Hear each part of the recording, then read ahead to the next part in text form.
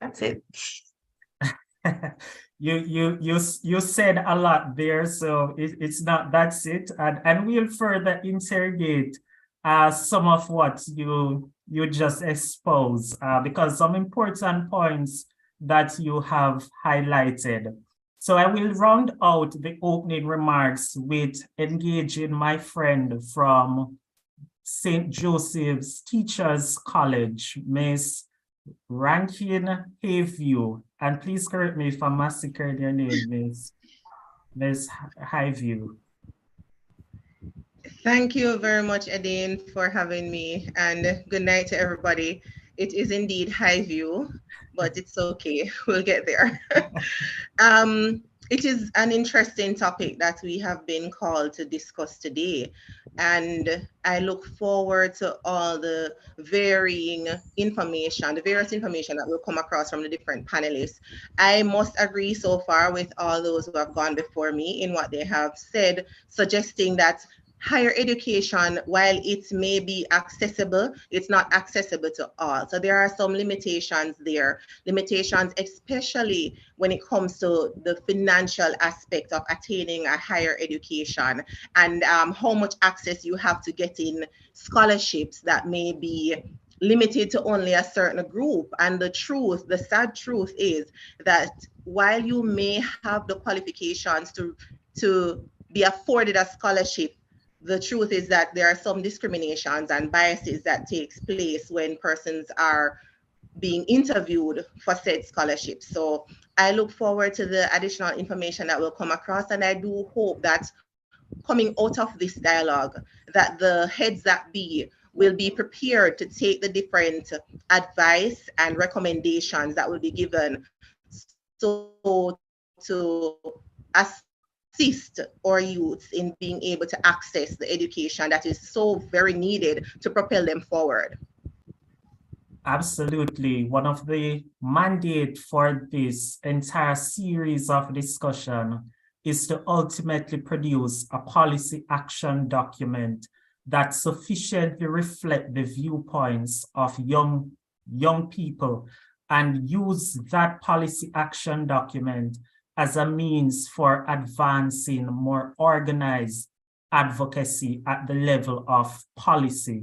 And so it is quite fitting and important that we have this kind of conversation. So I believe the room is well warm. We are all comfortable at this point. So I will now transition into another phase of the discussion to engage in terms of looking at the extent to which higher education is actually accessible. So I will throw that one to Ms. Bailey to gauge her views on, do you believe that higher education is accessible? Thank you. So if we're going to break it down in terms of the various class sectors, or the class hierarchical structure that exists in Jamaica, then we can say, within certain hierarchies, or within certain sectors of that hierarchical structure, then the higher education is more than accessible. It's to a certain extent mandatory to certain students who are in secondary level education, because they grew up with it. Their parents have PhDs, their mother has a master's. They've been socialized within the educational system to see that after high school, I go to university, and then if I want to pursue higher education, then after university, I do whatever I need to do in terms of my graduate studies. Whereas within other class sectors within the Jamaican society, it's not as accessible. So we may have some success stories of students coming from, or beating the quote unquote, as certain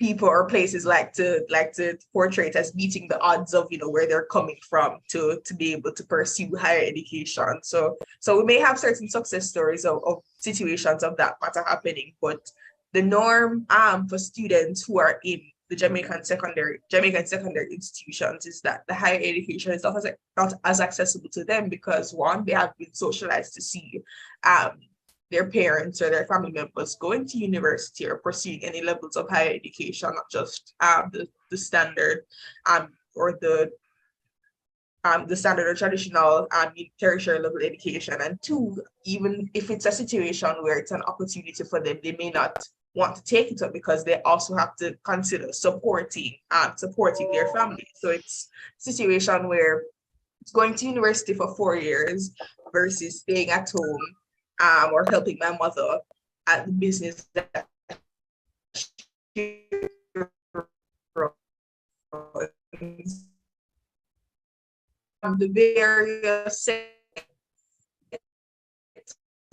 class sectors within Jamaica in a certain extent.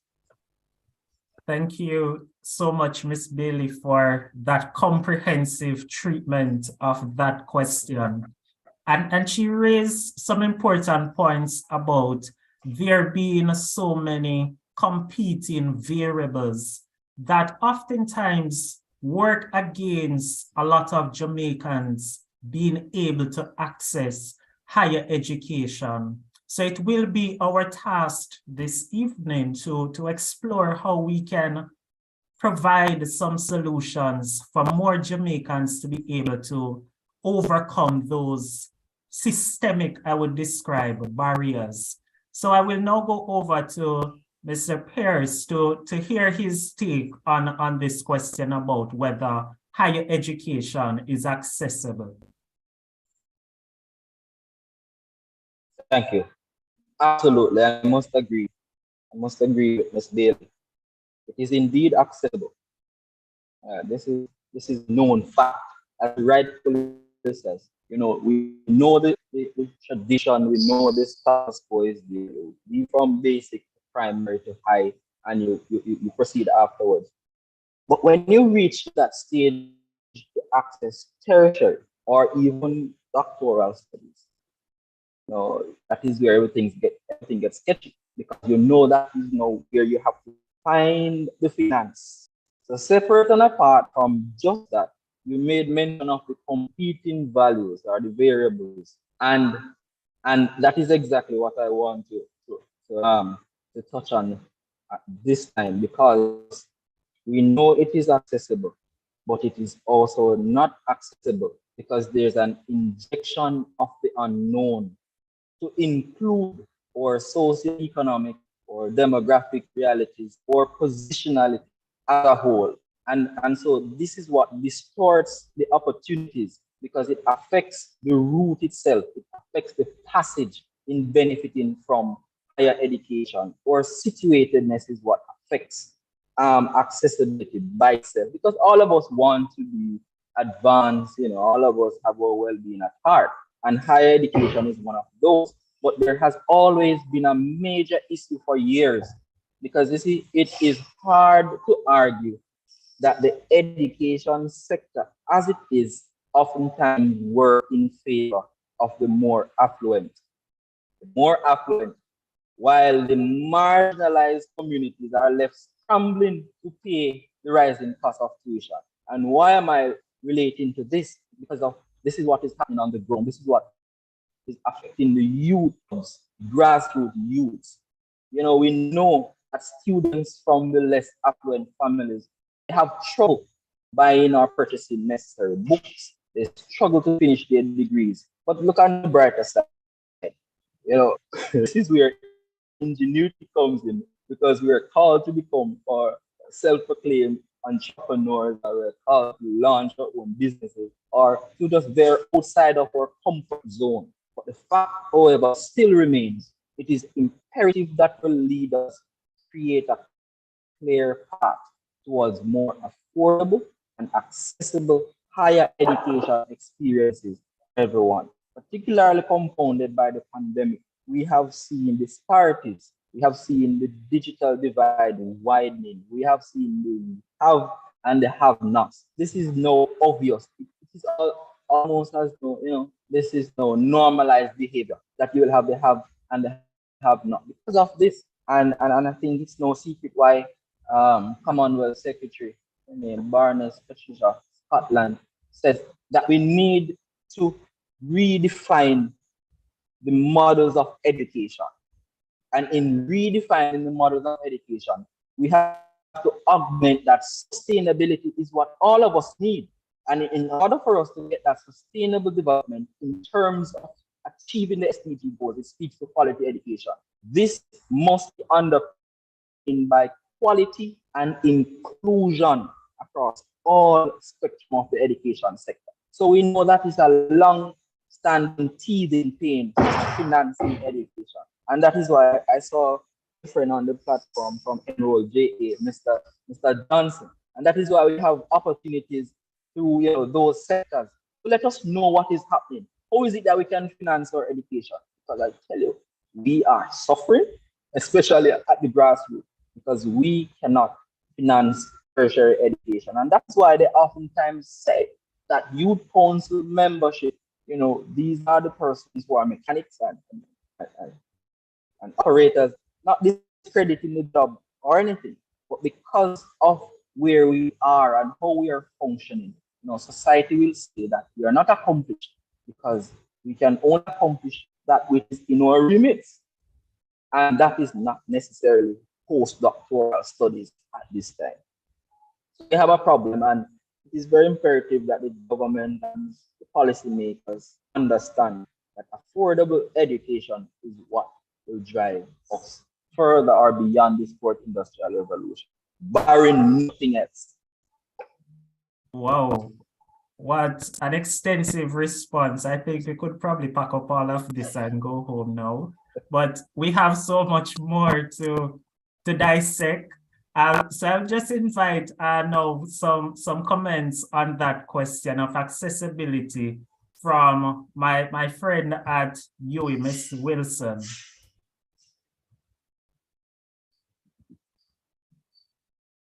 Are you hearing me? I am. I just want to make sure that I'm answering the proper question because I heard what Akula answered. I don't want to go ahead and repeat it. So keep me back with that question, please. Sure. So I just wanted to engage you on, do you believe that higher education is accessible? And based on what you're seeing on the ground among your student population? Well, the University of the West Indies, and I can speak on UWI, Mona in particular, compared to other tertiary institutions in Jamaica. And just overall, apart from Hart, I can vet for Hart because I know that some of the Hart programs are completely free. You just need to put on a uniform and show up. But the University of the West Indies is one of the most sponsored or one of the highest sponsored tertiary institution by Jamaican government. In the case that Jamaican government covers up to 70% for some degrees. And I'm telling you that exams are around the corner and we have students who have no idea where they're getting the money from to be cleared for examination. And this is the school that is the highest sponsored university in Jamaica by the government. And that alone tells you that higher education is accessible, but to an extent. And you look at it on the basis, especially because as a guild president, students come to you with their one-on-one cases, that even middle-class individuals in society struggle to afford or access higher education. And so while we talk about the fact that, there are many degrees to study at University of West Indies, UTech, CMU, EGNA, MICO, you name it, the degrees are there. Accessibility matters too in terms of affordability. And so while it is there in front of you, while you can literally walk into my university, ID or not, come and look at our library, stand up outside our classes, and so it's so close to you, but you really can't get it. And so accessibility for me it's way more than if it's there, but can students actually afford to get it? Now, when we venture into the concept of accessibility in terms of if it is there, it's there as well, but to an extent, because, and people say all the time that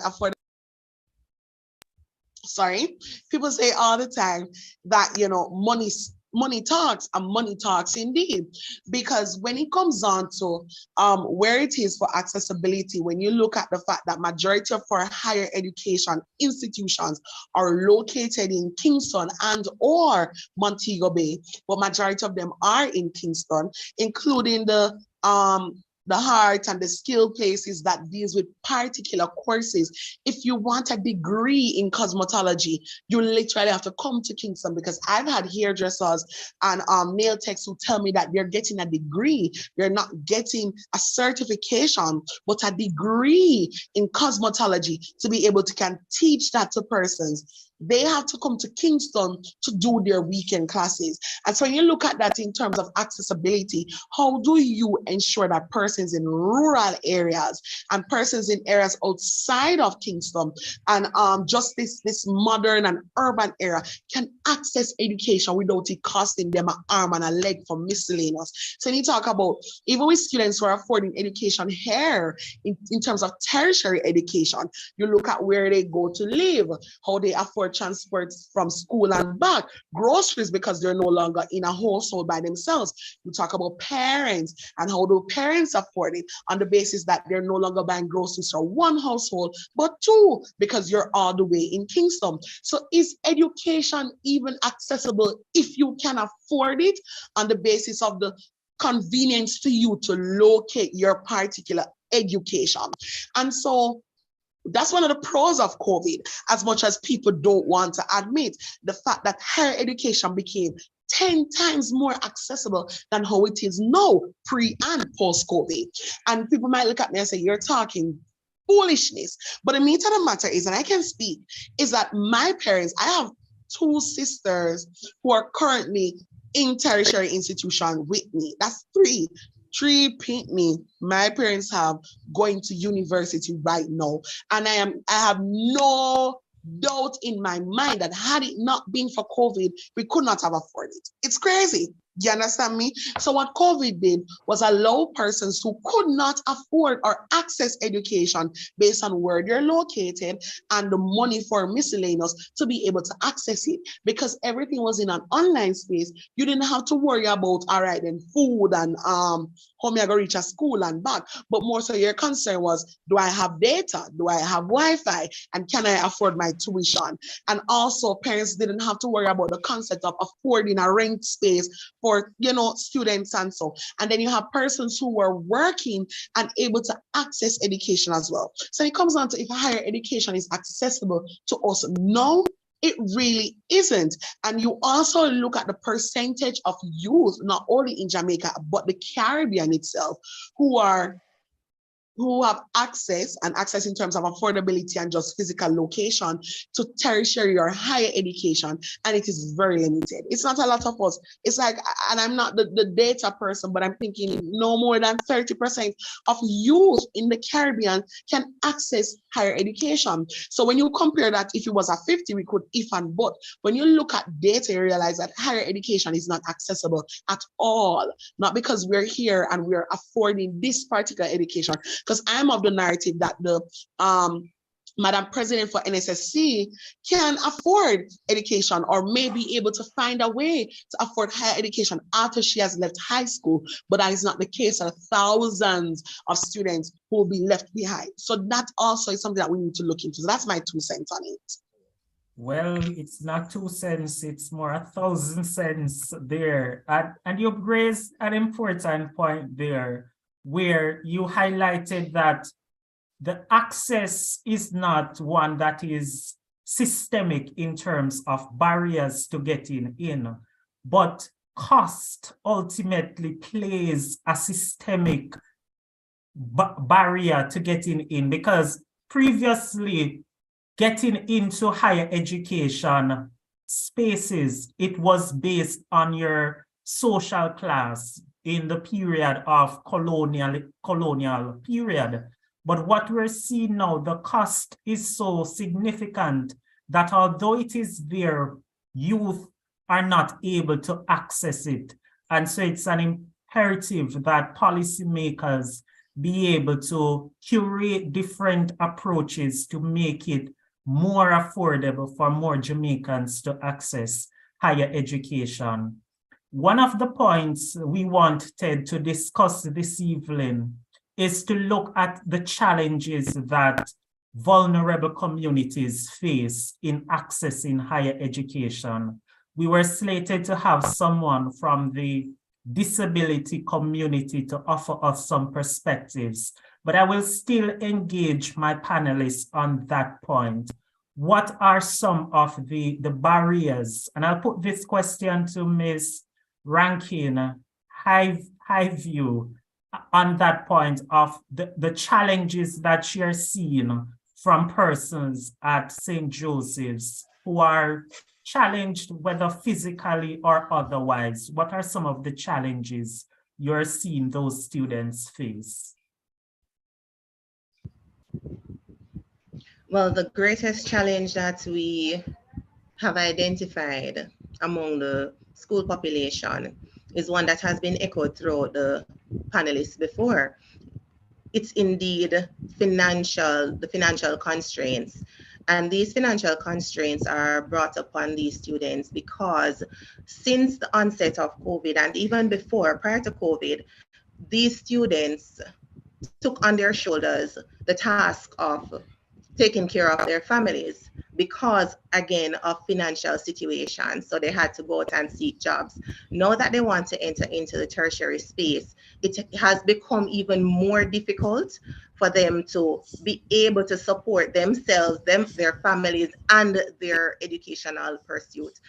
They have issues not only with paying the tuition, but all right, you get a scholarship, or your family put together and you're able to now afford the school fee, so you're in. But that it doesn't stop there. So we have issues with persons not being able to afford even printing. And this is where I kind of have a big issue, because I am thinking to myself, what has COVID taught us? COVID has taught us that we can function online. It is true, and it can be argued that there are individuals who are better poised to function online than others. However, the truth is that we can function online, whether some are going to be functioning at a higher level and some at a lower level. We can function online. And this is where I would hope that we try to move ourselves in the future to be able to submit assignments completely online, cut out the cost of printing, so that persons who have found their way into this tertiary field, it is not as hard for them to continue to chart the course. Persons also have expressed the need to be able, the lack there, I should say, of finances to cover costs of basic amenities. So you're living on dorm, right? And if it is not for pooling together with another set of ladies or another set of gentlemen, you are not able to find food. And I am thinking, we have corporate Jamaica, and I know everybody is facing the harsh reality of COVID, and I know that there were issues prior to COVID, but I am saying, we know the government alone cannot do it. So this is where other stakeholders have to find themselves within the triangle of interest concerning our tertiary students, especially as it concerns other fields, yes, but especially as it concerns our teachers in training. It is not an easy feat to complete a degree in teaching or to even move on to masters if you're able to complete the degree. The truth is, a lot of students have fallen out of the program and they struggle to get back in. Why? Because they really just cannot afford it. They cannot afford it. The cost attached to accessing education is very high, very, very high. Education is not cheap. And because of that, a lot of us struggle. Now, when I heard the panelists before me speaking, I was thinking to myself, it's not just a matter of getting into college or getting into university, getting a tertiary education, but there are other barriers that start from the high school level, right? Because we know that, well, the Ministry of Education does pay for some C6 for our secondary students. However, not every student, not every household is able to get signed up at the right time for that program. And so when the families are now ready to try and get access to that help. It is no longer afforded them.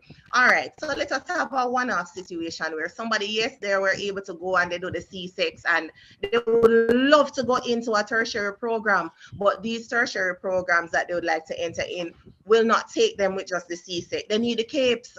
Who is going to foot that bill? The parents are not able to afford it. So then that becomes a barrier for them at that level. They're not able to access that tertiary education that they would have so desired to move them forward and to take their families out of the gutters of poverty.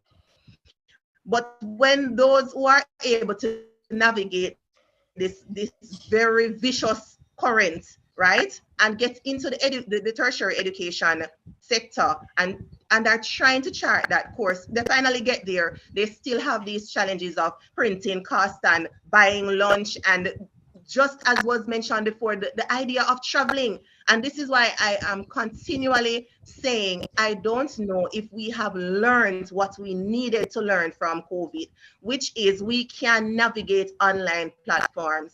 Why is it that in this time, in this era, coming out of such a vicious cycle of COVID, and we are not learning anything from it, we're not understanding that there are persons who live, we don't all live in Kingston. There are persons who live way beyond Kingston, persons traveling as far as Portland to come to St. Joseph's. There are persons traveling St. Mary, persons traveling from Clarendon on a daily basis.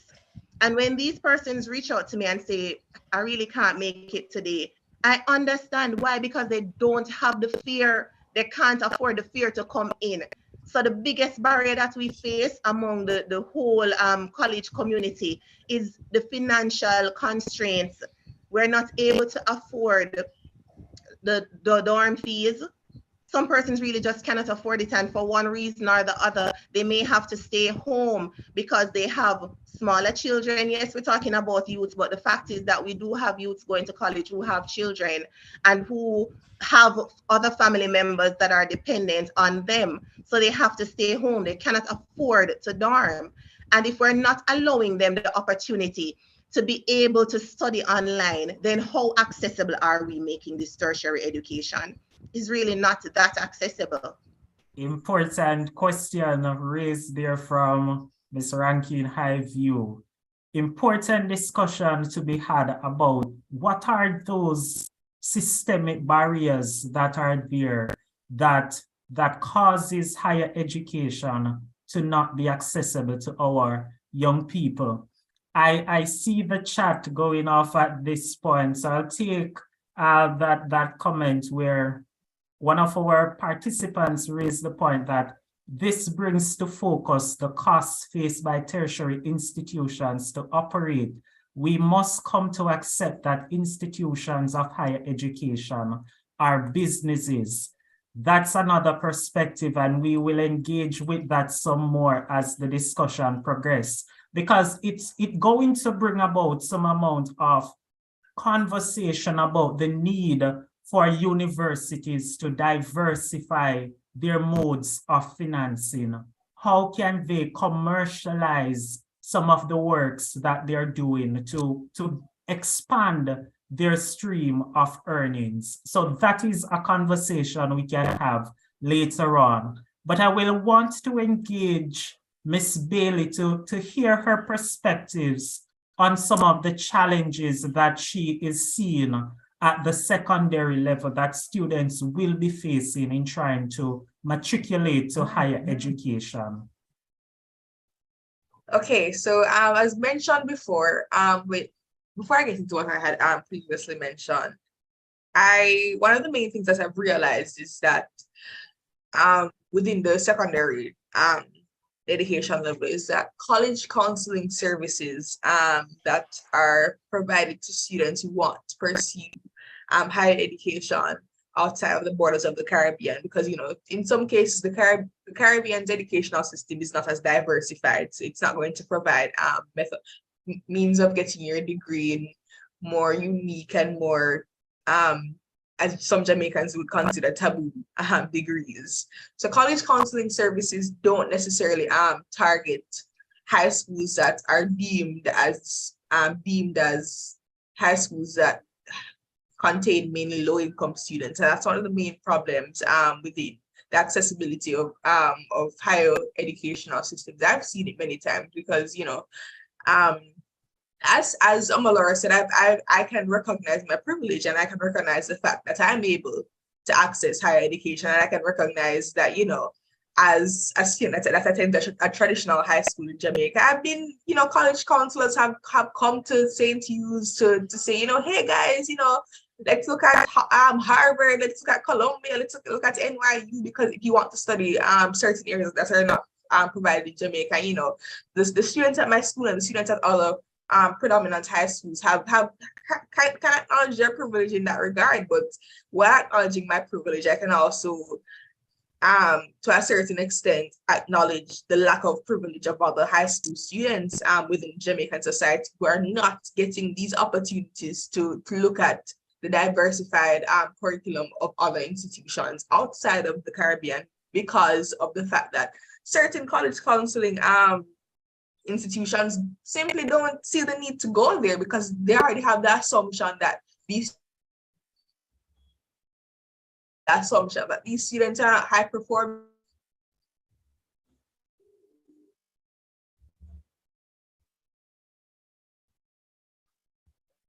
I think Miss Bailey might be having a bit of accessibility of higher education to certain students, because certain students want to pursue these unique degrees that are not accessible to Jamaica, and these students don't necessarily attend traditional high schools within Jamaica.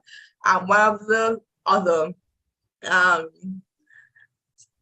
factors that I want to kind of touch in is even sixth form, because I would consider sixth form to a certain extent a level of higher education, because it's that because you do obtain an associate's degree if you do complete the full 2 years. So it's the higher education that's less than a degree but greater than a high school diploma. So and an associate's degree can get you quite some place, and it can reduce you from doing the full 4 years at certain tertiary level institutions, not just in Jamaica but in other countries. And we can see that even the whole traditional versus non-traditional high school situation is where certain CAPE subjects are praised up, and our certain CAPE subjects have more resources for students to pursue at some high schools versus other high schools. Again, I can acknowledge the privilege that I have of attending, and you know, acknowledging the privilege also allows you to see the disparity more, especially when you're seeing it through an unbiased lens like mine. You know, in my capacity as president, I can't just be so enclosed within the little box of the traditional high school in Jamaica, because while I see the benefits I have of attending the school I do attend, I see the many deficits across the across high schools in Jamaica. So it's a situation where at my school I did the sciences, I did pure math. You know, we have the labs, you know, we have the support from the teachers. We can do all 8 of our labs, 16 for bio, I think. And it's a situation where all the students get their labs done in time, because we have the lab, we have even the thing to wash our eyes if some chemical gets into our eyes. So, but at other schools, they have no lab. Like, there's no lab. Students are doing their labs outside because the school has absolutely no space for students to do their labs. And we have to acknowledge that the lab is 21% of a student's final grade when getting that associate's degree. And if students don't have the lab, and if students don't have the space to do the labs, then they're not necessarily going to get the best grade in the lab, and that reduces their chances of passing to get that associate's degree, which can, you know, propel them into going to university and reducing 4 years that they would also have to pursue. So those are two main factors. And just closing off, another thing that I had mentioned earlier was the, oh gosh, I feel like I mentioned so many things. I'm just trying to narrow it down now. Is also the poverty that plagues our nation. You know, we out of places that provide sponsors love to highlight the success stories that they have of students coming out of their situations to pursue higher education. But we have to understand that success stories are not for everyone. Not everyone can have the can be featured and publicized to say that, you know, they made it out, because also students it's the unfortunate truth where it doesn't happen to everyone. You know, also secondary students, when making that transition from high school to levels of higher education, as I said, have to make that decision to say, is it sustainable for my family? Because they can't just think about themselves when pursuing higher education. They have to think about how is it going to affect their family. So while they may get that scholarship may only cover 50%. And although 50% to some may seem as a hefty amount to them, that is not going to be enough to make them go to university and have their parents kind of breathe, because 50% for their parents and 50% for the people who are going to aid them in going to higher education is still more than their salary is. So there are many factors, and if I were to get into all of them, then we'll be here until tomorrow morning, probably for the rest of the week. But there are many factors that can deter a student at the secondary level from pursuing higher education. Absolutely. Thank you so much, Miss Bailey. I want to take the discussion back to a conversation about challenges that vulnerable communities face, especially the disabled community. I want to hear from Mr. Pierce, from his vantage point, what are some of those acute challenges that disabled individuals face, whether it be they have a physical disability or an intellectual disability? What are some of the barriers that constrain their ability to matriculate into higher education?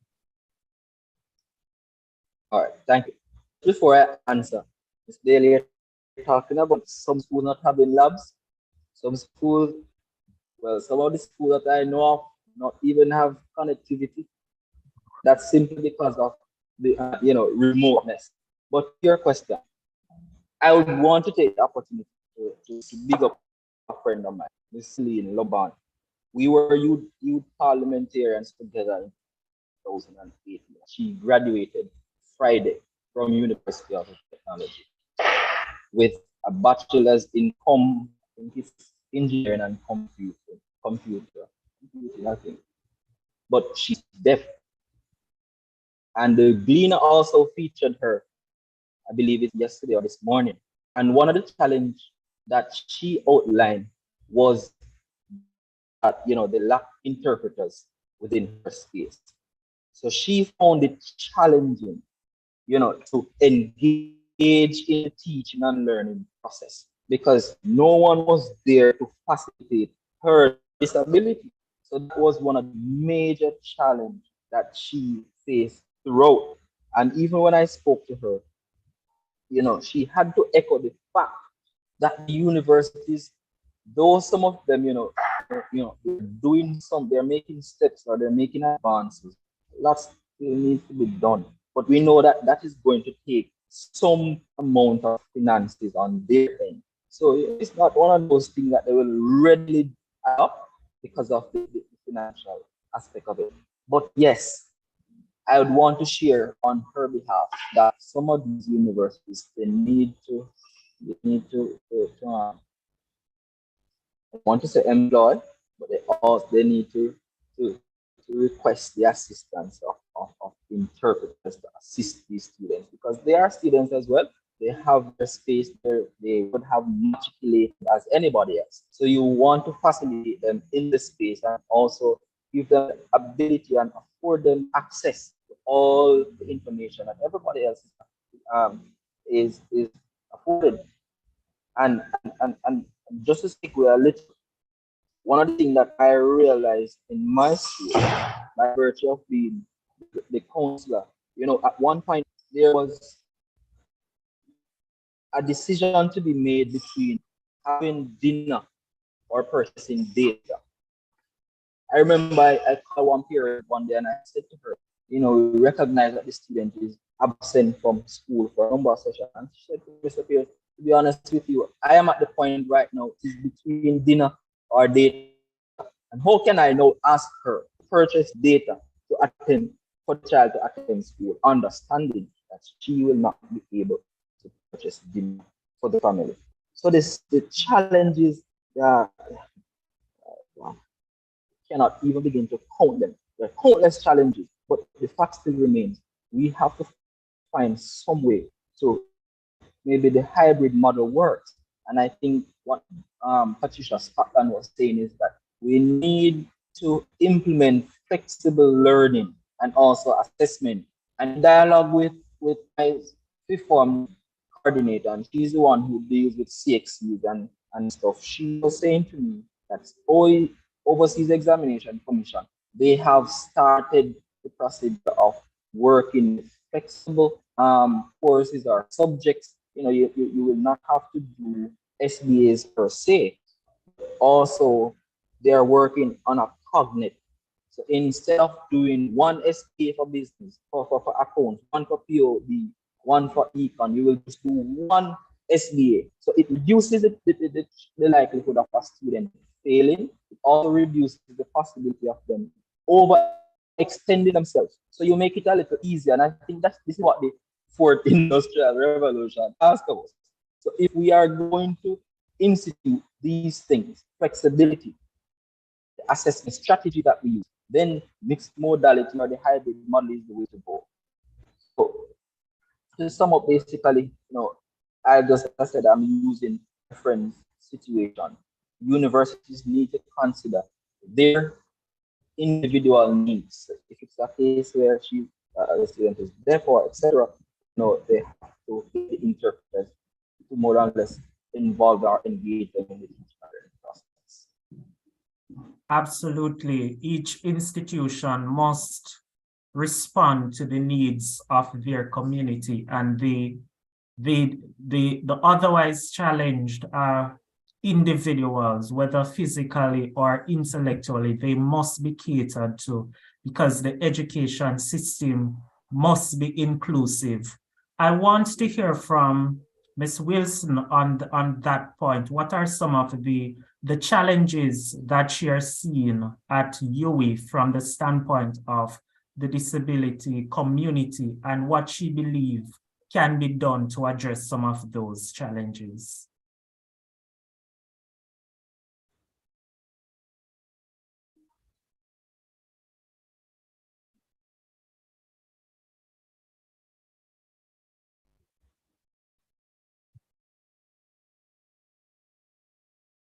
I am not sure if we lost Ms. Her. No, so maybe we have lost her. But important point to explore, and equally like everyone else, persons who are challenged, whether as I made mention, whether physically or intellectually, those persons must be catered to, because the education system has to be inclusive, and so exclusion has no place in modern countries like Jamaica. And so we have to look at how we design the modality for delivering education, how we go about the financing, because we have to look at more favorable support for the disabled community. We also have to look at whether our facilities at the university level are actually user-friendly to persons from the disabled community. So all of those things we must explore. So whilst Ms. Wilson is off, I want to now look at what are some of the solutions that we can think of, that we can explore to address some of the accessibility problems that we have been discussing for the entire evening. So I want to hear from Ms. Bailey what she believes from her vantage point can be done to make higher education more accessible. Okay, so one of the first things I'm going to speak about is essentially not just addressing the surface of the issue, but addressing the core of the problem in terms of how high schools are perceived by higher educational institutions, as well as institutions that are going to help high school students transition into levels of higher education. So this is something that's not quite spoken about, something that the council is very much aware of. It's essentially eliminates the way in which we currently rank high schools in Jamaica. It's called the value-added system instead of just the standardized way of how many students that are 1 to 3 what's the percentage of students that got a 1 to 3 CSEC and a 1 to 3 in CAPE. The value-added system essentially looks at the base standard for the school, and then it shows how many students within that school perform higher than the expected standard within that school. So let's say John High School is expected to perform at an average of 50%. But let's say the students that go to John High School, most of them came in and performed better, and let's say about 90% of the students performed at an average higher than 60%. Now, students are not only looked at by how they perform in external examinations, but they're also looked at how they're performing based on the standard of the school. So it also takes into consideration the intersectionalities that may cause for students to perform at certain levels within a high school institution. And this essentially allows for high school institutions that have been overlooked, continuously overlooked, to now be given leverage. And when they're given leverage, they're viewed as high-performing schools, which they are, because they're performing higher than the expected standard, which has been set for them. And when they're performing higher than this expected standard, services to help them to transition into the higher level of higher education are now going to take the opportunity to now look at these secondary level institutions that not just show them how to transition and show them the opportunities that are there for them, and to also provide them aid, but now going to ensure that the performance of those schools are sustained, so that in the future, for future students who are transitioning into higher levels of education can now continue to perform above the standard of the school, so that they can continuously get that support. Another thing that we can do is to also ensure that people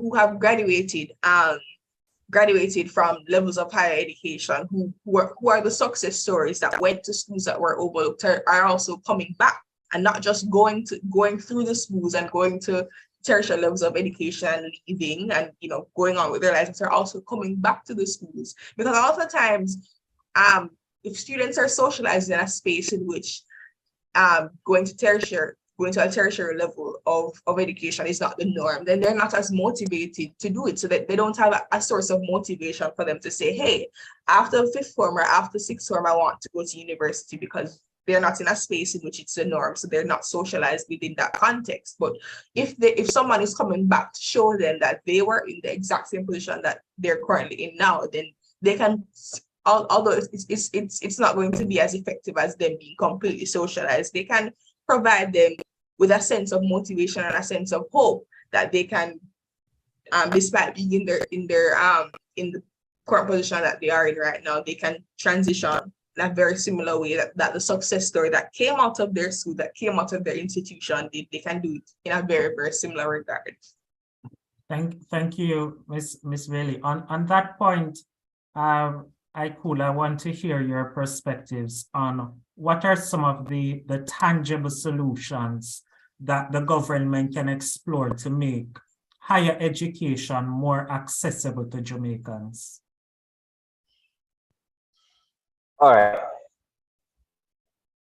From the vantage point of the Youth Council, after listening to Ms. Bailey, what I'm thinking of is perhaps a backward model. Number one, we look at the outcome. And the outcome, the philosophy of the ministry is that every child can learn and every child must learn. So if we are going to re-energize this philosophy, then we will see that there are gaps in the sector as it is.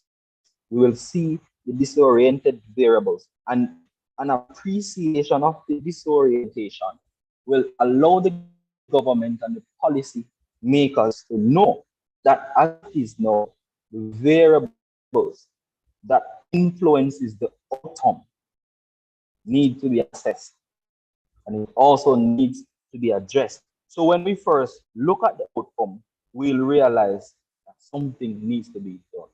Right now, as it is, the education sector is very much different from what our grandparents and great-grandparents know about. So because of that, we need to radically change the modus operandi, right? Because if we understand that the outcomes are very important in charting the position towards sustainability, then we will know that is a starting point.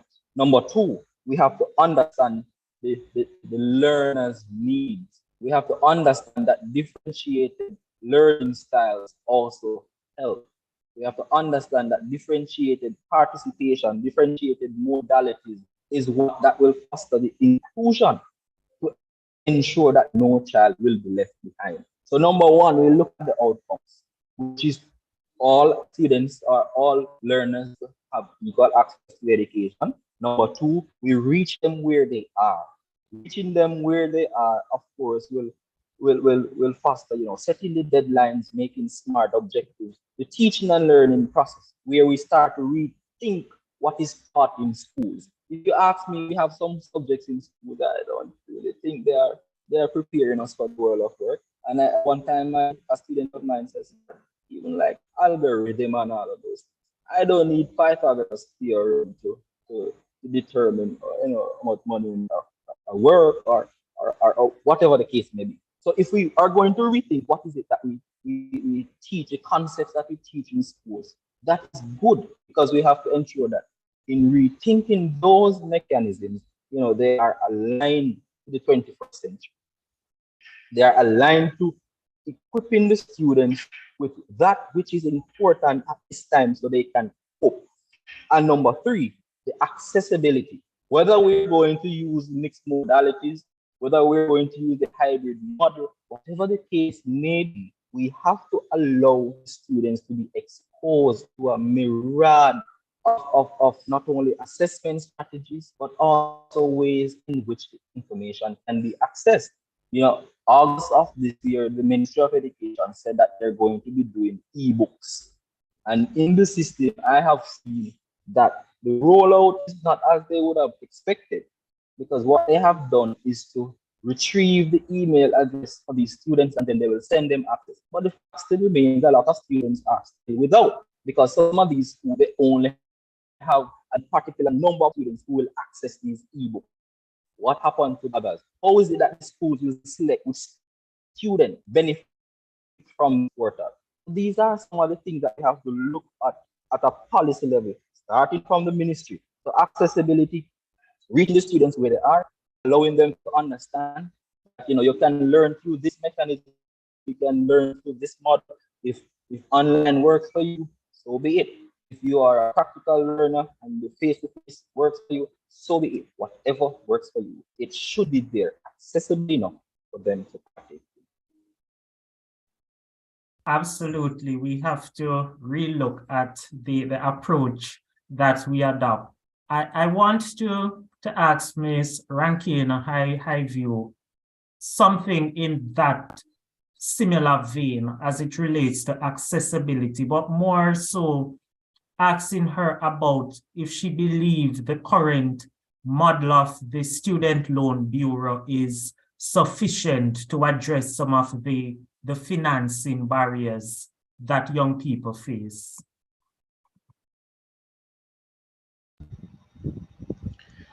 I do not believe that at this time it is sufficient to address the financial barriers that some of our young people are facing. A lot of our young people don't even want to take the student loan. They will try to find other means by going into the overseas work program. And we know the constraints there. Sometimes you can't even find the money to get in on the program. And so because I don't believe that the Student Loan Bureau is addressing some of the financial needs, I do hope that our ministry would look into, and also corporate Jamaica will look into, putting in place programs that offer competitive salaries during the summer right here in Jamaica. I believe that if individuals are able to work here in Jamaica during the summer for pay that is competitive to what they would be receiving if they went overseas, and they can wait and say, okay, I don't have to pay this fee to this company to get me overseas to join this work program. I can stay here, still make enough money and be able to pay a part of my school fee. They'll look into doing that. But if they have to constantly be going overseas, sometimes they go overseas and they're not even able to make the money to come back. They don't break even, they hardly break even sometimes. Some go overseas and because they're introduced to a different climate, they fall ill. And I'm talking about cases that I have heard about. They fall ill, and they're not able to turn up for work. They go overseas and they have to work 3 and 4 jobs sometimes just to be able to try and break even. So I am suggesting that if we can put in place some programs within the summertime for our students to be able to be paid competitively and allow them to stay here, then it would be best suiting for our country. We would benefit, our students will benefit, the college will benefit because at least they're right here. The money is coming back well. The money is already being shared and circulated within this whole economy. Yes, even if it comes from overseas, but at least it is right here. They don't have to worry about going overseas. So I'm hoping that at the end of this session, something can be put on the table, because what I am noticing is when we get summer jobs here, even for private companies that would want to employ tertiary students, the pay that they get, it's not, it is like a hand to mouth, say least.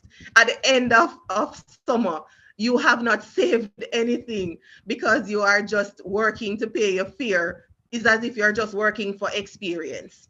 That's all you're going for. So if we can afford them the opportunity to get a sizable salary during the summer, right here in Jamaica, then that would answer, not all, but it would begin to answer some of the issues that we have with accessing tertiary education, because the big overarching problem is the accessibility to money, the financial part of it, the financial constraints that cause our students to not be able to get in or not be able to complete programs that they would have started.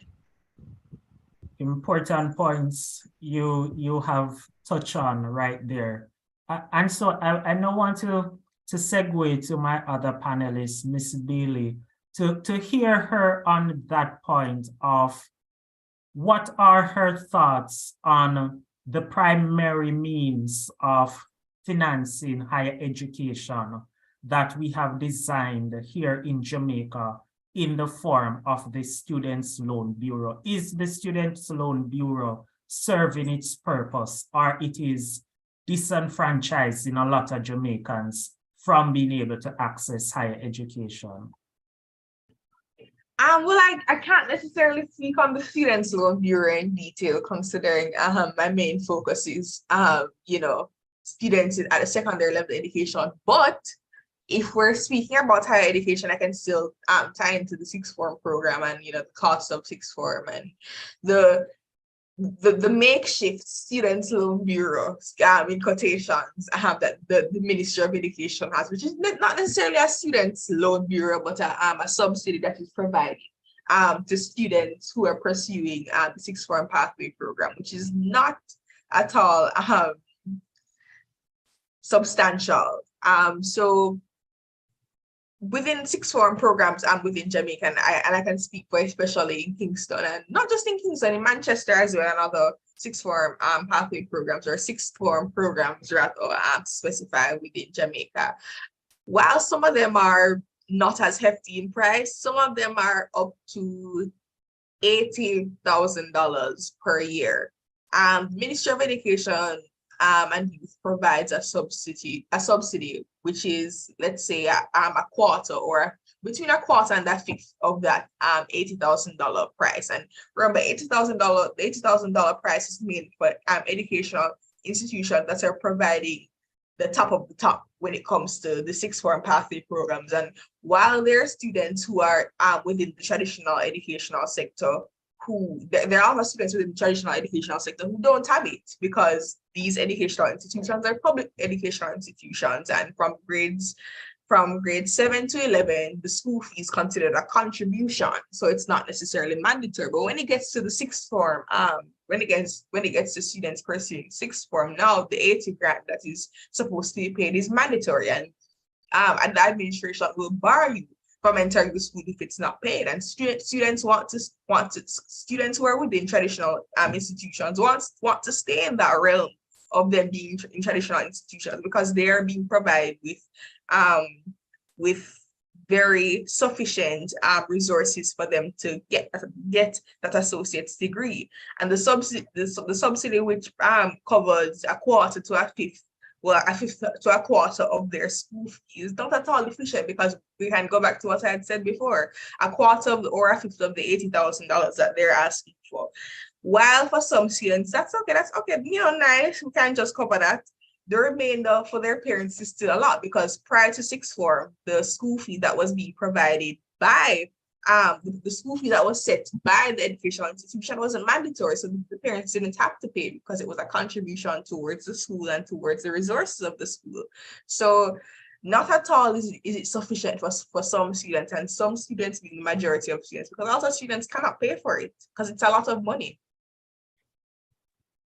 It's a lot of money indeed. I think our colleague from UWI, Ms. Wilson, has rejoined us. So at this point, Ms. Wilson, I want to get your views on this point of assessing whether the Students' Loan Bureau is sufficient to respond to the financing challenges that many Jamaicans are facing, and what reforms can be put in place to the Bureau to make it more workable. All right, then I won't be turning on my camera because my bandits are not at their best. But for me in particular, student loan is one entity. It's one entity, can't be, and we have literally at the University of West Indies alone, we have 18,000 students, right? And this is a part of the minority. So across Jamaica's young people, that's double, triple, the amount. And student loan itself is struggling to find, and I think right now the majority that they give per person is $1 million. So most you can get from student loan. They're struggling alone to find that to give to students who need $1 million to cover their university fees. I don't think they're in any position whatsoever to cover the entire Jamaica or to become that person that you can rely on. And then it's not even their fault. So I want us to be unbiased, so we look at it and see that young people just don't repay their loan. And so it becomes a selfish act of young people because we don't allow higher education to be accessible to others because we are being selfish ourselves. And so there's so many rules that student loan has now. You need a guarantor, you need to fill out the website, you need to make sure you have this and that. And then the university is followed by saying, oh, you have to be at a letter to be able to go through for student loan. It becomes a big issue because after you've gone through that, you pay off the student loan, you collect a degree and you leave, you've gone overseas, you work a big job, you opt not to start repaying your loan until 10 years after. As a matter of fact, majority of people don't repay their loan until student loan, put your picture in the Beamer and say, oh, this person is a delinquent. That is a problem because what that does is rob a student or many students 10 years of opportunity to higher education. So for me in particular, student loan cannot be. And I don't like the negative. I don't like how people attack student loan without being objective, because they try, we're just not repaying back the loan so that they can help others.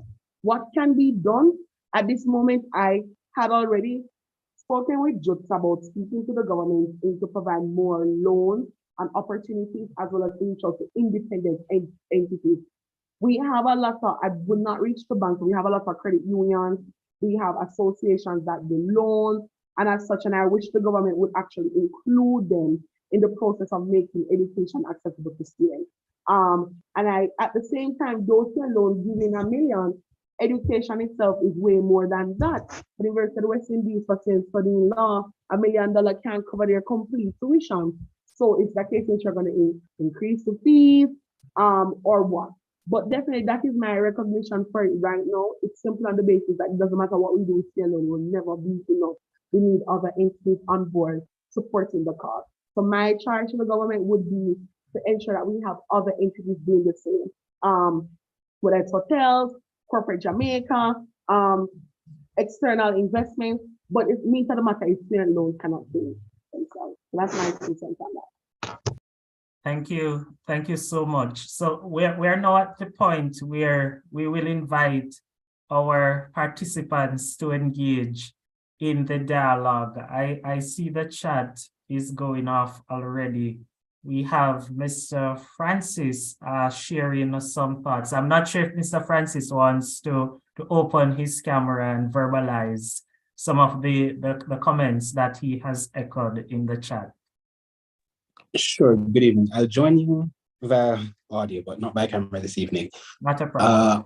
What I was saying in the chat is that it's an interesting discussion so far, yeah? But two things that I would like to hear the panelists' views on are the level of training of staff in secondary schools to provide adequate career counseling, because far too often we have situations where schools are not offering particular subjects that students would need to do to get into their career paths. And so higher education to them is not accessible. We have the situation of streaming where, oh, because you have particularly high grades, the school is going to decide to put you into the science program or into another program based on your grades, which is again going to undercut the person's ability to access higher education to do what they want to do. So the quality of training that staff are receiving going into these secondary schools, be it the deans of discipline, some schools have deans of studies, that's emerging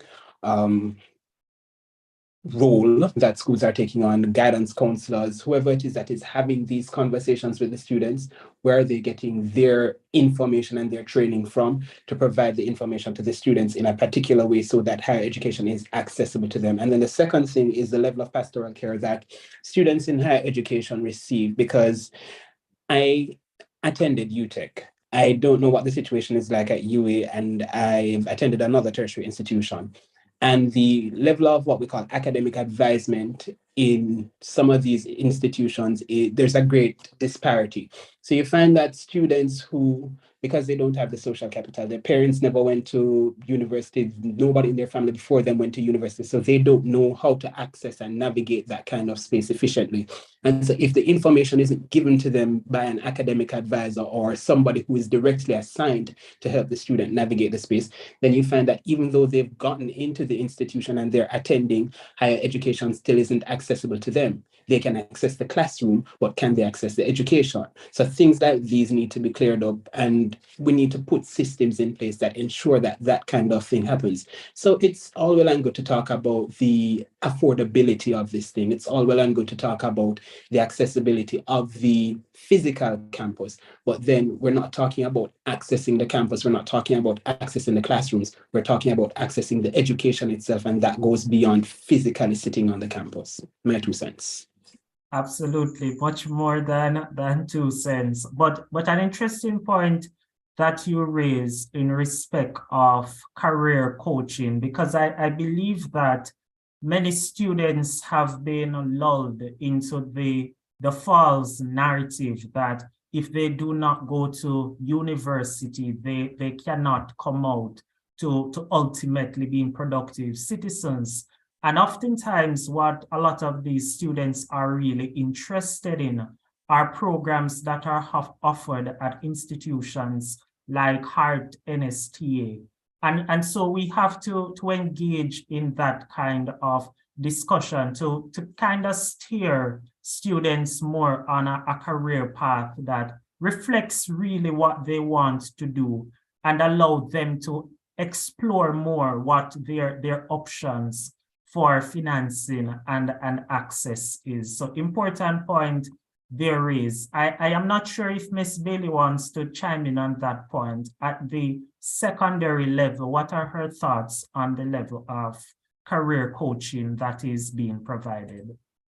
And just to expound on what you were saying, it's scarce within certain institutions, because most of the coaching that is provided to students is the informal coaching and the informal advice that teachers will give you in a free session to share their story of how they pursued higher education, and the open conversations that you have in the classroom during form time for you guys to flesh it out in a very slow pace and loose manner. But in terms of weekly or scheduled counseling for students to show them how to transition or show them how to access the high levels of education, it's not necessarily there. We may have the termly visit by certain higher educational institutions who are having their information forums that come to go to the various schools, or the guidance counselors may send students links that these educational institutions are having for their information sessions, but there are no scheduled, well, as of right now, for most educational, secondary level education institutions in Jamaica, majority of them, there are no scheduled counseling sessions for students. And also to expand on what you were saying, you know, the Jamaican way of accessing higher level education is, it's very straight and narrow in terms of you finish school, you go to university. There's not much that's said on, you know, accessing or obtaining certification in various skills. There's not much that's said on, you know, what if a student wants to take a gap year off and, you know, and pursue other skills that may aid them when they're in university, so that they can get money. So as of right now, there's no scheduled means for students. On the general basis, there's no scheduled means for students to obtain counseling for that transition from high school to higher education. And I believe that is a problem. We were scheduled to have a representative from Heart NSTA this evening, but unfortunately we were not able to have that representative. But vocational training is an important aspect of the discussion. And so Mr. Francis is chiming in to say that perhaps then one of the avenues that the ministry can explore for CPD, for teachers in training them in advising students how to access higher education. And I fully agree with that. The conversation must go beyond just a discussion about accessing higher education, but really to look fulsomely at the options available and to provide the guidance necessary. And this discussion, it links with the one we had 2 weeks ago, where we explore some of the challenges that the education system is facing in the context of the demands of the fourth industrial revolution.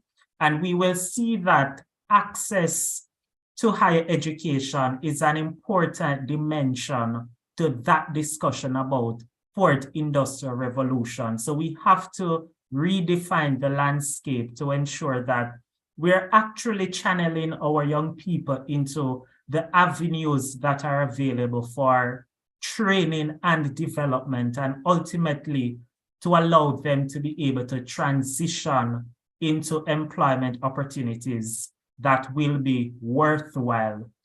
So I want to hear from Mr. Pierce, because I believe he is acutely positioned based on his current role to understand some of what are the challenges that causes more young people not to readily gravitate towards vocational training at the community level.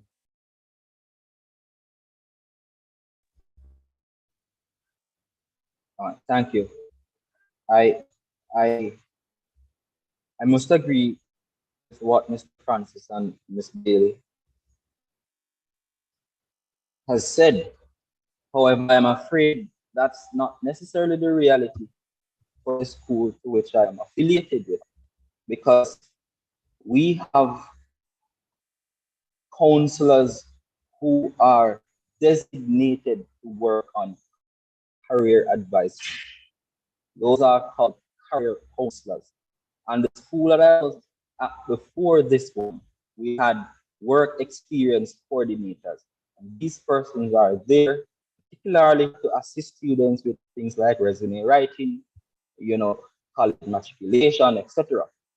I am responsible at this time for a system known as Common Application. This is a overseas not examination, but an overseas university portal where students are able to submit their applications, and all of these colleges will be able to peruse their application and more or less accept them. Right now, we have 9 students enrolled in Georgia State University. We have 1 graduate of Florida State just last school year. So we have it in our system. I can speak of from my school. We have career counselors specifically towards this. And perhaps that is the reason why we have, over 7 top matriculants at the University of the West Indies, because we are there to guide our students accordingly. One of the challenges that we have, and it's known that the ministry needs to look into how they streamline and how they deploy teachers. The ministry will tell you that you have reached the quota for one guidance counselor. You should be responsible for 500 students, 1 to 500. That's the ratio. And so for my school, we have almost 1,800. So you don't understand. So there is a problem for one counselor to meet 500 students. That's a problem by itself, because it is not possible for the one counselor to reach all 500 and to cater to their needs more full subject. So that's a problem, and I will reiterate, the ministry needs to look into how they do these deployments and staffing, because when COVID came, they saw the need to institute, schools now have system administrators, etc. That's not a proactive move because of the nature of what was happening. They saw the need to have system administrators. At no point in time they considered, streamlining a position for a career counselor in the schools. That falls on the portfolio of the guidance counselor, who will have to also be doing psychosocial sessions, one-on-one counseling sessions, home visit, etc. So the workload is a lot. But I understand what Mr. Francis and Ms. Bailey, has been saying. But this is way past the counselors.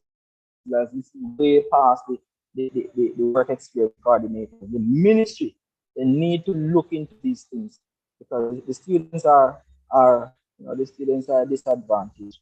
And one of the things that we realize, we have utilized a collaborative effort with the private sector organization, the CSJP communities, Citizen Security and Justice Program, the JCF, all entities are on board, because they are the ones pitching in to help the students understand that there are avenues out there. HeartTrust NTA has always been on board with us. And what is it that we do is to have regular career sessions with students.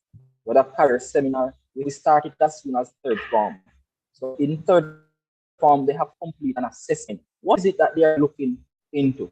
They have to do an assessment, and then we will sit down and dissect their responses and then match them accordingly. Then parents will have to come in and to understand what is it that the students have selected, and weigh whatever their thoughts are, and then the students will select. Then when they reach into grade 10, they will be concentrating on the particular subject which they have selected. In my school in third form, you do almost 18 subjects. You're very much exposed to everything, but yet when you're in grade 10, you only concentrate on 8. That 8, you will have the year supervisor to sit down with you and meticulously scrutinize all that you have to do, all that you're doing in terms of your SBAs, your assessments, etc. And I think that is maybe the reason why we are where we are as a school. But to your question, can you remind me, please?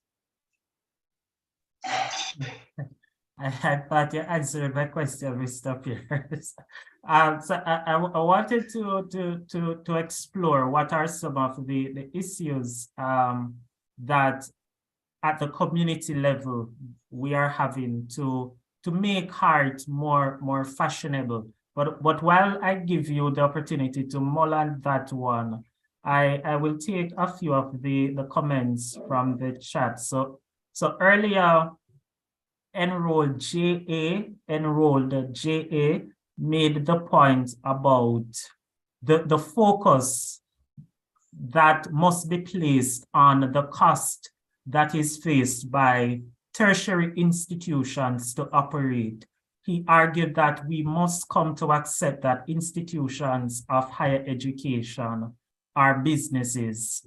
I'm not sure if there's any one of our participants or even Ms. Enrolled JA wants to elaborate some more on that point, because being a business, they have operational overheads that they must be able to service. So it speaks to their level of innovation to expand their income streams.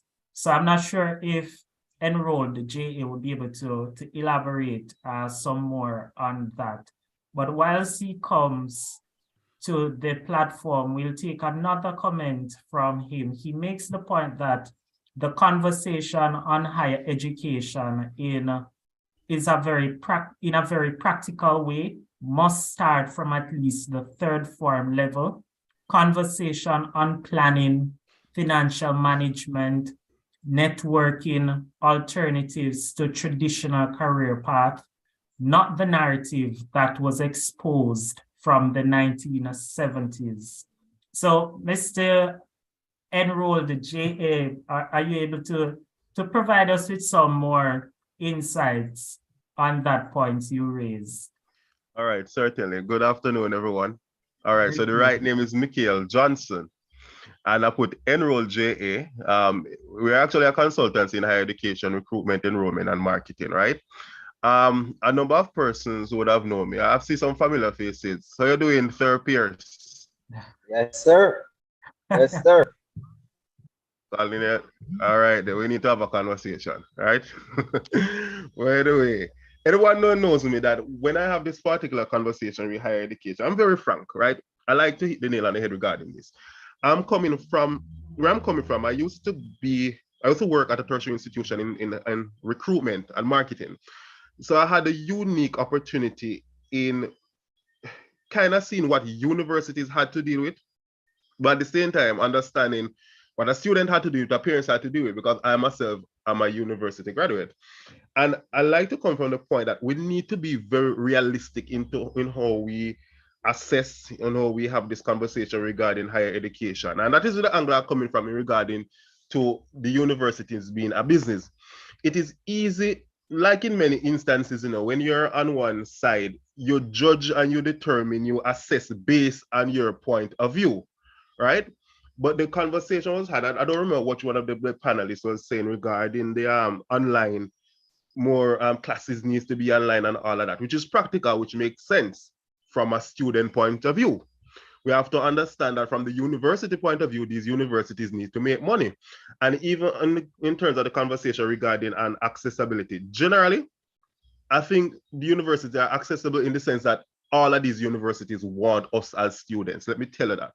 Most universities, at every single one of universities in Jamaica right now, they are struggling financially. They need. Universities have lowered their standards in terms of what it takes for persons to get enrolled. When it comes back down to the conversation about are persons able to get into these universities, I think for the most part, everybody wants to get to the university, even if they have 5 C6 subjects, which is a pretty standard. I see university taking persons with 3 subjects, but here comes the conversation, are persons able to afford all of this? And this is how I say that the conversation regarding what it takes to really enroll, what I call it the cooler conversation. So like Mr. Pierce, wherever he works, right? You have the conversation probably with fellow educators and you be frank, boy, life rough and they pay this and they pay. Sometimes we can have this frank conversation with students. And this is why I mentioned the 1970s. It's not like in times past where conversation regarding careers, it was far and distant. So whatever the pastor tell you, whatever mommy tell you was gospel. Students can assess for themselves what are the realities out there. Case in point for persons in education, boy, you get a battery in the summer, right? But the student in the classroom, they know for a fact that why would I want to possibly pursue teaching when all I hear about teachers just under stress and all of that sort of thing? They are aware of what is happening. So how you preach the whole idea of accessing university, it can't be that you're kind of hiding facts. They know what are the facts. Just tell them, how is that I'm going to go there? Tell them about planning, the importance of networking. We see some persons here who are part of the Student Councils Association prefects body, right? Persons like yourself know the importance of networking. Persons like you are among the chain, the elite, who when you go to university and leave university, it's likely that you guys are going to find those proper jobs, right?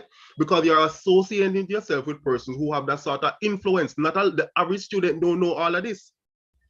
I tell persons a lot of time that education in Jamaica is cheap. And some persons say, what do you mean by that, Mikhail? In a practical sense, if you look on a student who is pursuing the discipline that you probably want to pursue here in Jamaica and overseas, and you see what they are paying is far more. US and Canada, of course. Granted, if you go to other countries, it may be different, but it's cheaper. How university becomes very expensive for a lot of persons here in Jamaica is if you have the idea that all I go to university is just to get a degree and life going to be all right. You're going to feel the cost. I always tell persons the example. I thank God for the call centers in Jamaica. It's that blessing, because if it wasn't for the call centers, I don't know what most of us young people are going to do. You have to understand, you have to train and let them know it's not about just going into a university, going to a classroom, sitting down, writing down notes, come graduation and life will be all right. It's going to be expensive. Teach them this from the third form level. Plan it.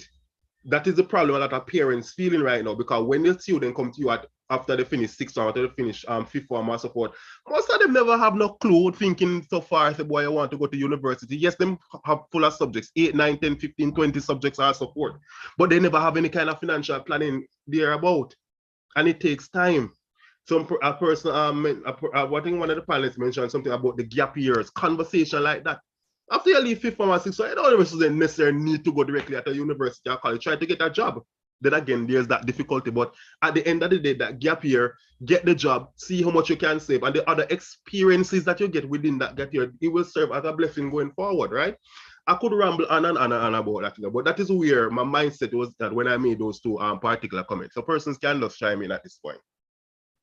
Okay, thank you so much for those thoughts, and I think there is room for greater conversation on the initial point you raised on how does universities diversify those income streams to not so much channel the cost of operations into the programs, but more so be in a position to expand the income streams and not depend solely on the programs, what they take in. So that is some conversation that can continue to take place. I am not sure if our participants have any final comments before we go to our panelists to provide their closing remarks. We have been having a pretty good discussion here this evening. Any final thoughts that anyone just want to open their mic and articulate?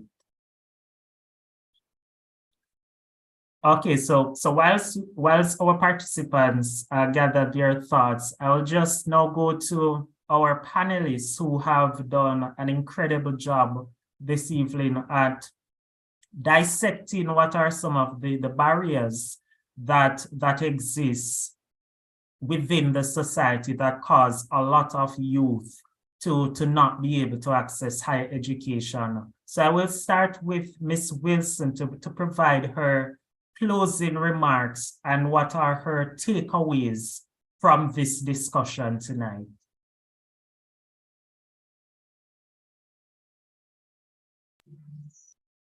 All right, then. My final remarks is nothing complicated, simply that honestly, we are the persons who are going to be taking over from a lot of these government, officials, and as such, we have to do our research from now. We have to identify the problem, and we have to see how we can bring forward solutions in the very near future from where we are going to be taking over. I want us to also be aware of what is happening around us in terms of education, and also to become servants of society based on how we can use our education to assist those who won't have this type of access. And I encourage everybody who is in here to continue being, that agent of change. We always hear that term, oh, we're agents of change. But how do we plan to actually use ourselves and use ourselves effectively? We sat in this Zoom, we had a solid conversation for 2 hours and a little bit. What do we do after we leave this space? Do we just forget that this happened? Or do we go forward and use the information that we got to better our society and to make sure that higher education in the very near future becomes something that is accessible to all. So that's my final remarks, and I wish you guys all the best. Thank you so much, Ms. Wilson, and I can assure you that Youth Education Association, we will not just be here having this conversation. The ultimate aim is to produce a document that can be utilized as the launching pad towards greater advocacy on some of the issues that are faced by students and young people in general in accessing higher education. So the ultimate aim is not to just have this conversation and leave it here, but it is to have facts-based advocacy and engagement with those within authority who can change what needs to change. So I will head over to Ikula to provide his closing statements.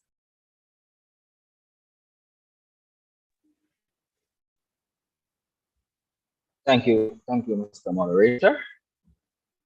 I will be sharing from professional standpoint, being a guidance counselor, understanding that the fourth industrialized revolution is upon us.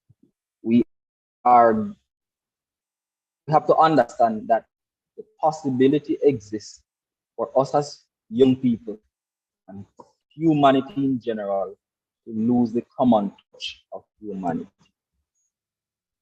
The fact remains that all these machines that humans have created and the algorithms have driven us to understand that they are posing a threat to the singularity of some of our fundamental components that make up us as humans or human intelligence. It would appear to me that human beings, including young people, are becoming increasingly dependent on electronic devices and being attached to them. So what is it then the ministry and policymakers will take from this? The fourth industrialized revolution asks that the students be technologically exposed. But there are also side effects to this. We know that the students are going to have problems with sight, etc., but problem and all of those things. But the concept of artificial intelligence, as it is, suggests that there are certain aspects of human nature or human activity that can be performed by machines. So when we get to that stage where human resource is no longer required, what will happen to the human beings? And because of this, there is room for education, which can be used to cultivate the mindset that the aspects of or the variables of humanity are so distinct.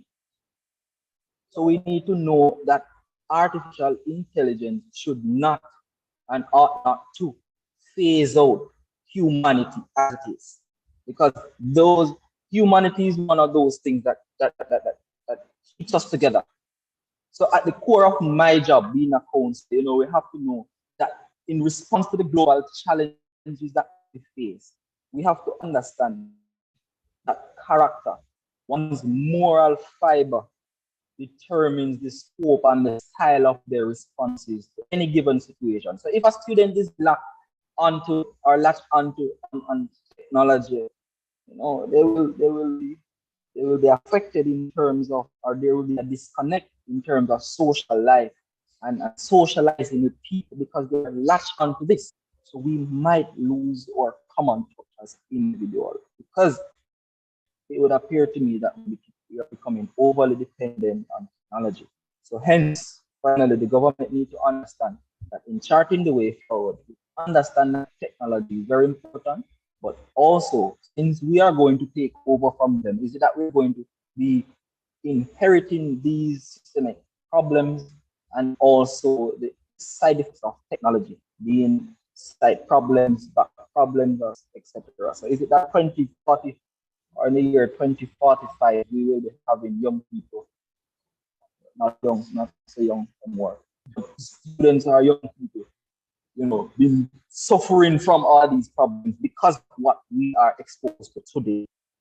So the ministry needs to be the ministry and policymakers, we have to be very, very cautious in mapping the way forward. Higher education is there for all of us. It's imperative that the affordability of it comes into the question again, because we're all about exposing everyone to higher education. As the ministry says, every child can learn and every child must learn, but to what end? Thank you. Important point for reflection there from Aikula. And it is points that we have been dissecting since the series started 2 weeks ago on the point of how do we respond to the fourth industrial revolution. And one of the 6 salient points that came out is that a lot of what we currently have now as job opportunities, they will still exist, but what will change is that it will require new skill sets. So the accounting profession will exist, but it requires the upskilling of our people to be able to rise to the level of skill disposition that will be required to maneuver in that period of the fourth industrial revolution. So we have to relook on training and the need to align our citizens with the new technologies to be emerging, so our citizens can capitalize on those technologies and immerse themselves in the opportunities to come about. So important points for further and future discussions. I'll now go to engage in Ms. Rankin Hayview on her closing remarks. Thank you so much, Mr. Brooks. I want to say in closing, thanks for allowing me this opportunity to be a part of the dialogue this afternoon. And in closing, I'd also like us to walk away understanding that in order for our future generations to be able to access higher education, we have to start thinking about innovative ways that we can afford them the financing to do so. I would like us to also consider that rather than have our generation to come believe that it is only the career paths to be chosen are only doctors, lawyers, teachers, and nurses. There are other areas in which they are needed. You posed a question earlier concerning what may be the issue in communities that cause persons not to take on the skilled areas, not to be interested in the heart, and all the other entities that would offer skill training. And the truth is, the sad truth is that there are still biases when it comes to individuals in those fields. Persons are not seen as being good enough to become a teacher, and that is why they become a construction worker, that is why they become an electrician. And because of the stigma that is attached to those type of careers, persons will try as best as they can to go and get a degree in an area that they don't even love, because it is what society looks at as being successful.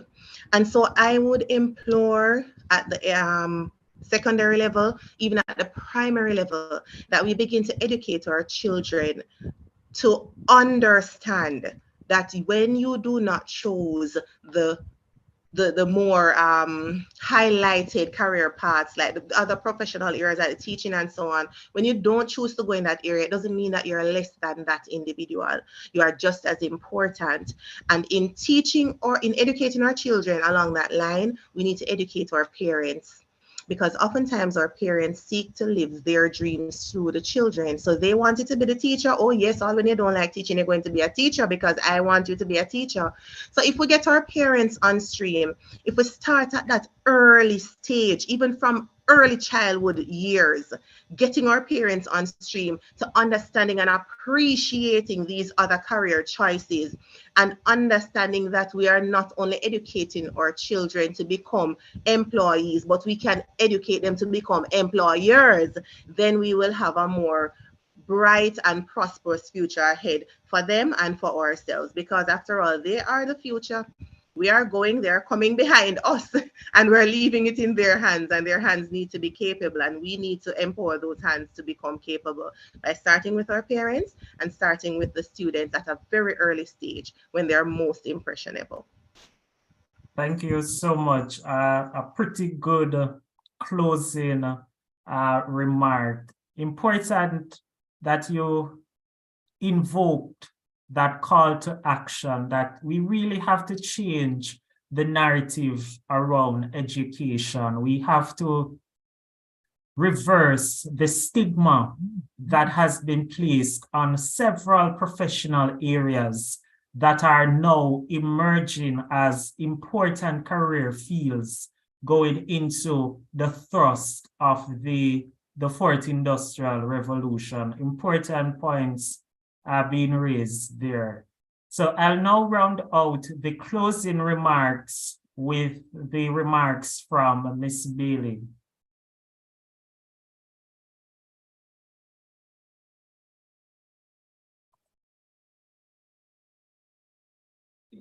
It seems like we had lost Ms.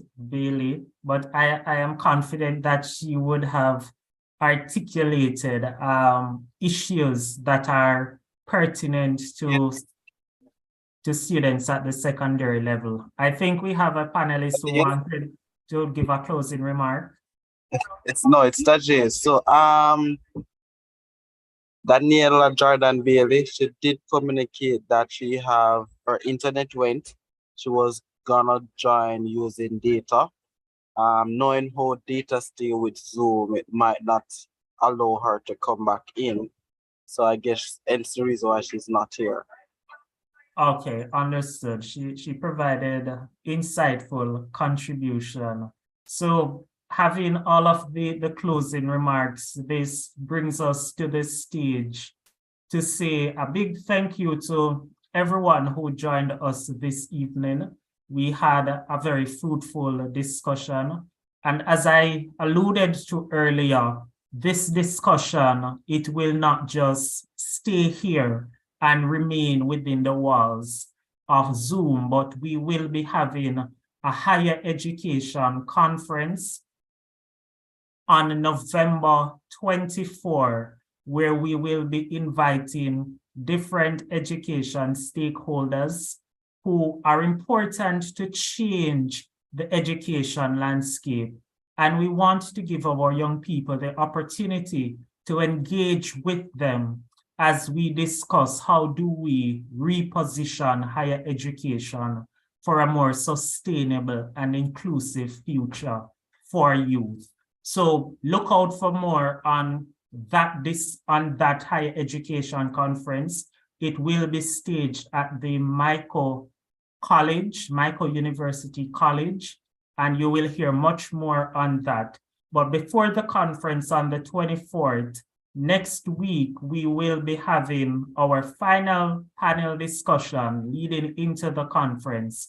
And for next week, we will be dissecting some of the policy issues that we must discuss in terms of the reforms needed to transform higher education in Jamaica. So for next week panel discussion, we will be looking exclusively at policy issues, and we have a very studied panel to come on. We have representatives from Mico University. We have JUTS represented. We also have the Youth Advisory Council represented. We have other important stakeholders. So join us next week for that discussion.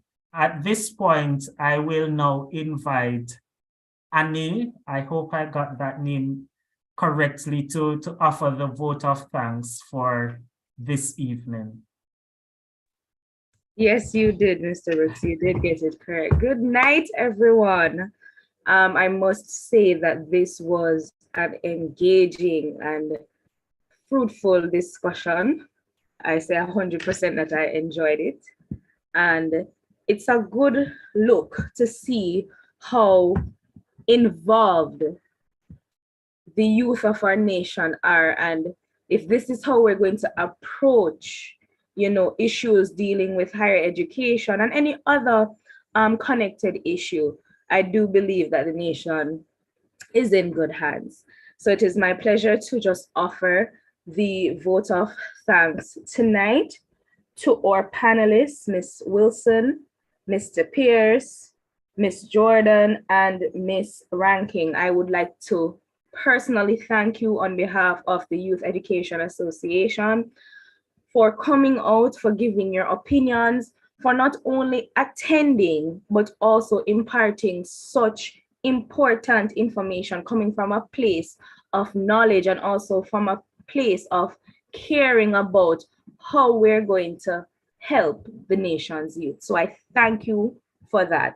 I would like to thank all our sponsors. I will not list them by name so that nobody gets left out, but I would also like to thank all our sponsors for making this panel discussion possible. I would like to thank our host, Mr. Brooks, and just to thank everybody for attending, for registering, from coming on your Saturday evening. And so without further ado, I will just bring this vote of thanks to an end, and just once again, thank you everyone, whether you're watching from YouTube or you joined us here on Zoom. Thank you so much for attending. Good night, everyone. I join equally in saying thank you to everyone who joined us. Mark your calendar. We will be here next week, the same time, discussing a different angle towards higher education. So thank you everyone for joining this evening. It was my pleasure being able to moderate the session. We look forward to engaging with you next week, same time, same place. I am your host, Odin Brooks, closing out for Youth Education, Talking Across Generations, Dialogue on Higher Education. Good evening, everyone. Have a good rest of the evening.